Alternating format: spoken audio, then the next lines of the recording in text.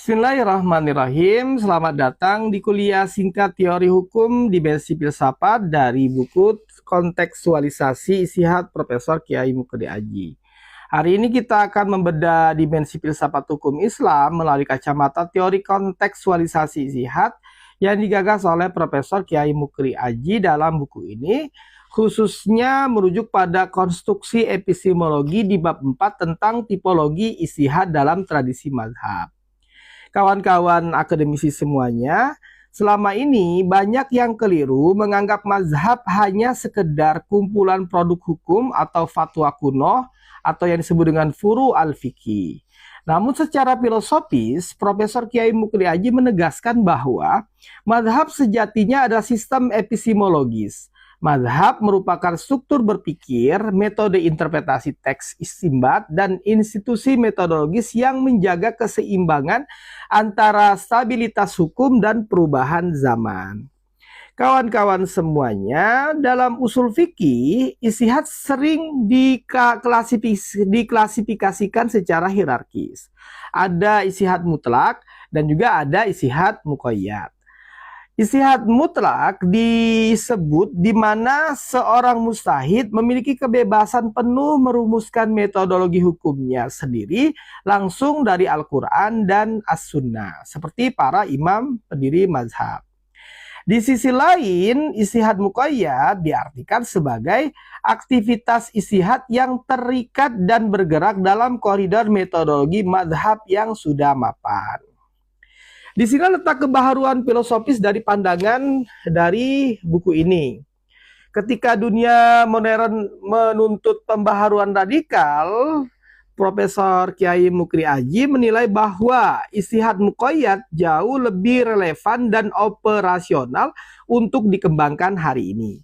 Mengapa demikian? Karena model ini menghadirkan keseimbangan yang proporsional antara otoritas tradisi dan kebutuhan inovasi kontekstual. Validitas hukum kontemporer tidak harus lahir dengan cara membongkar pondasi masa lalu secara sporadis, melainkan dengan mengaktualisasikan potensi metodologi yang ada agar responsif terhadap realitas sosial. Kawan-kawan akademisi semuanya, dimensi filsafat hukum dalam teori buku ini juga menyoroti aspek transformasi sosiologis epistemologis. Di masa klasik, istihad bersifat individual, namun problem modernitas saat ini mulai dari bioetika, rekayasa genetika, hingga keuangan digital sudah sangat multidimensional. Maka teori kontekstualisasi istihad Profesor Kiai Mukri Aji berupaya menangkap fenomena ini sebagai bentuk evolusi metodologis yang mutlak. Istihad hari ini tidak bisa lagi bertumpu pada satu individu, melainkan harus bergerak menjadi istihad kolektif atau yang disebut dengan istihad jama'i melalui institusi otoritatif. Secara kefilsafatan, ini adalah integrasi antara ilmu keagamaan normatif dengan disiplin ilmu modern. Kolaborasi lintas keilmuan inilah yang melahirkan produk hukum yang tidak hanya sah secara teks, tetapi juga akurat, aplikatif, dan maslahat bagi masyarakat. Oleh karena itu, kawan-kawan akademisi, mari kita perdalam inti dari pemikiran Profesor Kiai Mukri Aji dalam buku ini. Landasan utama dari teori yang beliau gagas adalah bahwa kontekstualisasi tidak sama dengan liberalisasi atau meninggalkan tradisi. Beliau memosisikan tipologi istihad yang berlapis ini bukan sebagai pembatas kreativitas, melainkan sebagai instrumen jembatan. Dalam teori kontekstualisasi istihad, tradisi metodologi klasik adalah jangkar epistemologisnya.